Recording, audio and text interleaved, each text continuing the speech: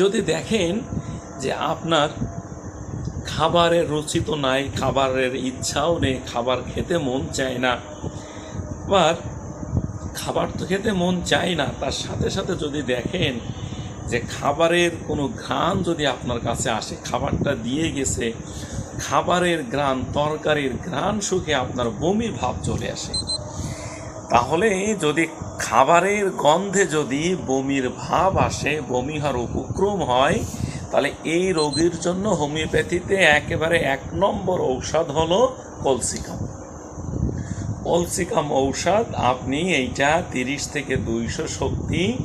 আপনি সকাল বিকাল করে খান, ইনশাআল্লাহ আপনার খাবারের অরুচি আপনার ভিতর থেকে দূর হয়ে যাবে। আপনি স্বাভাবিকভাবে তখন খেতে পারবেন এবং ভালো থাকতে পারবেন, এবং খাবারের প্রতি যে অনাগ্রহ আছে সেটাও দূর হয়ে যাবে।